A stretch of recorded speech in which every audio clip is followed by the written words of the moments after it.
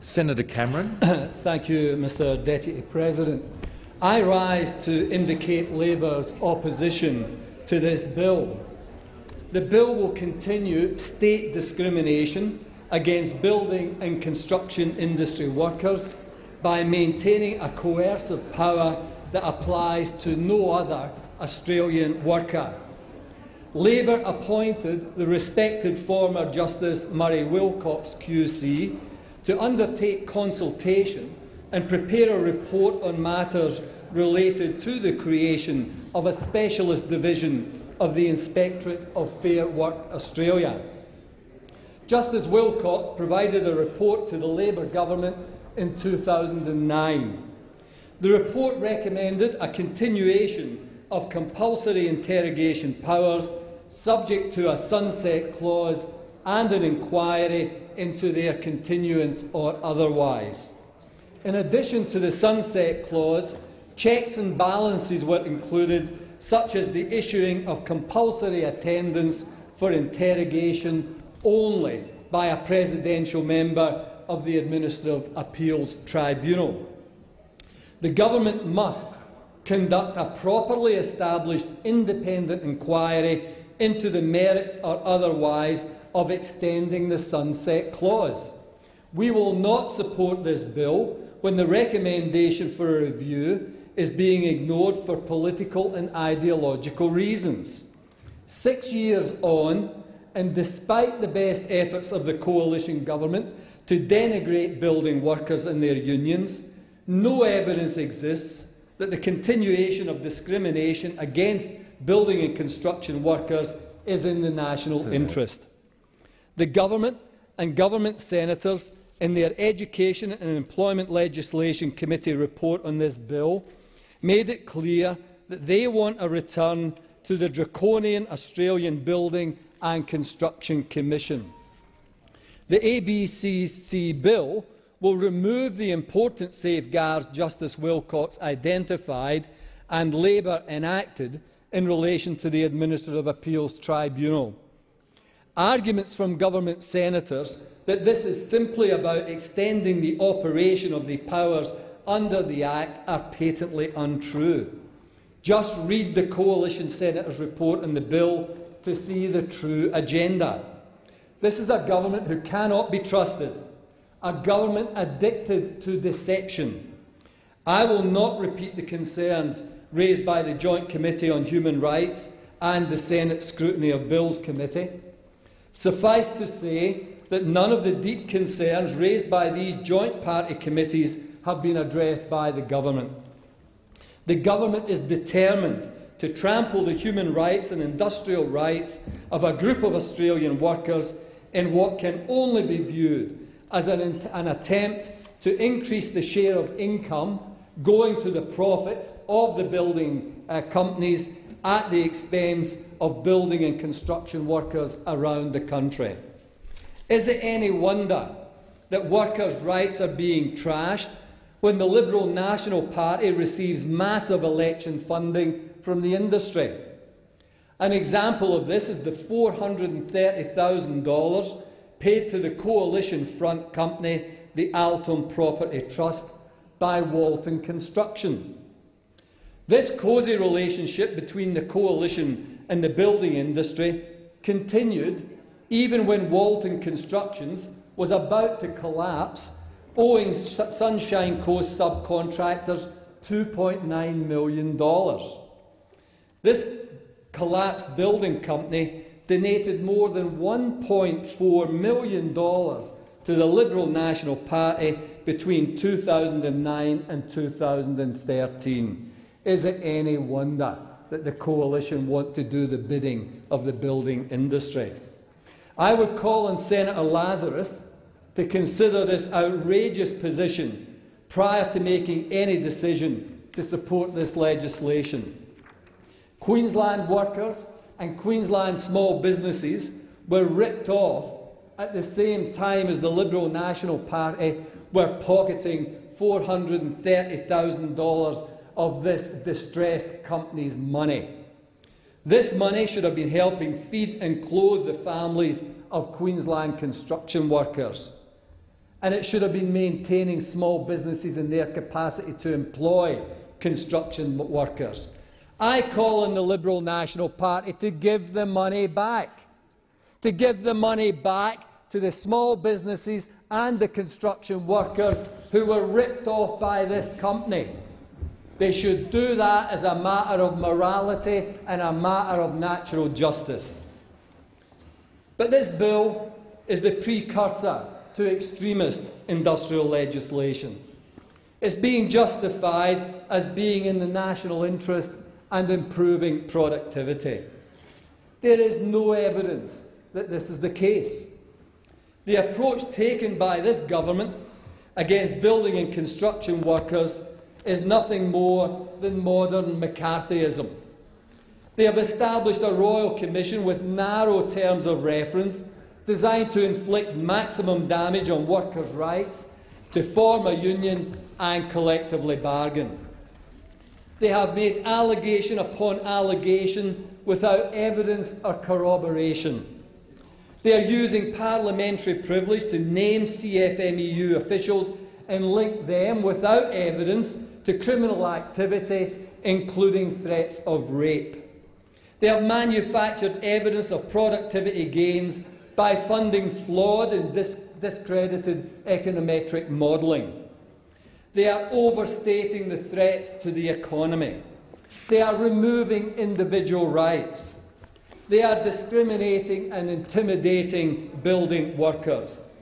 They are using the so-called national interest to diminish the human rights of building workers.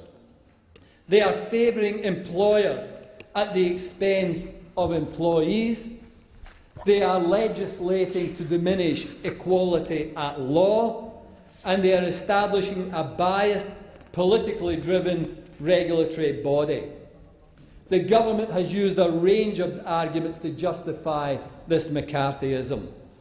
They continually use the Econtech report, which was based on flawed analysis, to argue that productivity, industrial lawlessness, health and safety and fatalities have been positively affected by the introduction of the ABCC.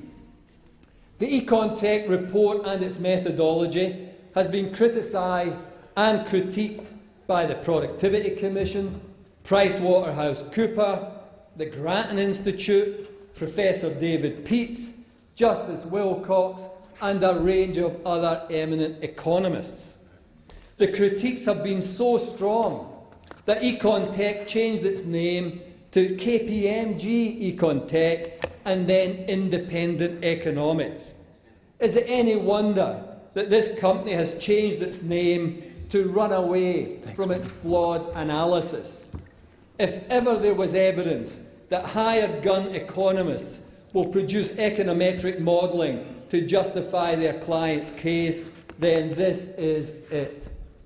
There was no magical 9.4% increase in productivity as a result of the ABCC or other reforms. And there was no equally magical 7% drop in productivity as a result of the Fair Work Building Commission coming into effect. Absolutely no evidence. In its recent productivity scorecard, focused on the construction industry, PricewaterhouseCoopers made a number of observations. Now, PricewaterhouseCoopers would not be someone you would argue would be a supporter of the CFMEU. But PricewaterhouseCoopers said that growth in labour productivity in the construction industry has tracked closely with the market sector over the past 15 years, aside from a dip around the introduction of the GST when housing construction was brought forward. They go on to say that in relative terms, capital productivity outperformed the market sector between 1994-5 and 2004-5 due to the poor performance of the market sector generally. However, since 2005-6, it has declined at a similar rate as the market sector. Multi-factor productivity for the construction industry has tracked closely with the market sector since 2007-8. In 2013, Econtech cited a Grattan Institute report as supportive evidence. However, PricewaterhouseCoopers made the following observation on the construction industry and the relevance of external research. So the Grattan Institute said, and they noted, at the macro level, there is no clear link between labour productivity growth and IR laws, and also at a firm level, there is no obvious link between IR reform and productivity changes.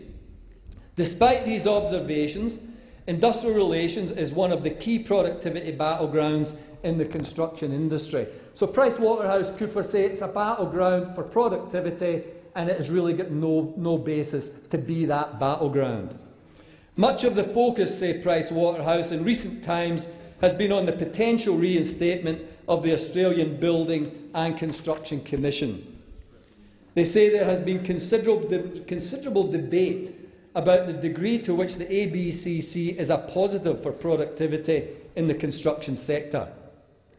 A series of benchmarking studies commissioned by the ABCC and the Master Builders Association have sought to portray the ABCC as the driver of improved productivity in the construction industry.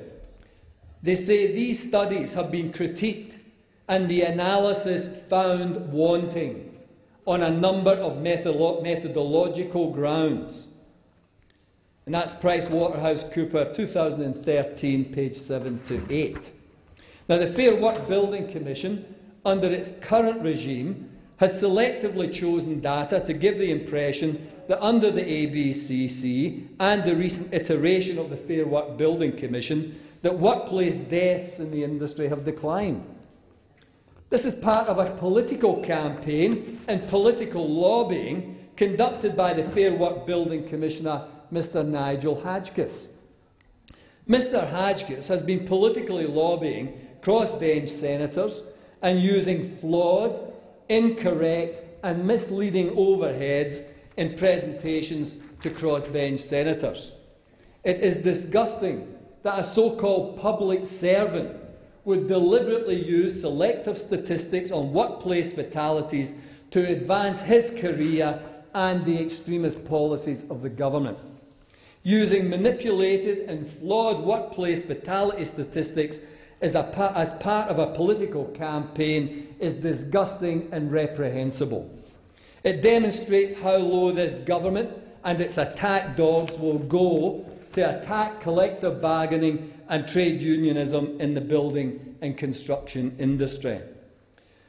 The Safe Work data shows that over the period of compulsory interrogations, that's 2006 to 2009, the rate of fatalities was 32% higher than the subsequent period when the compulsory interrogation ceased.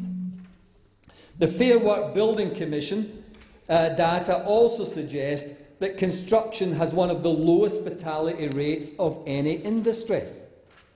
But many industries are missing from the chart that they use.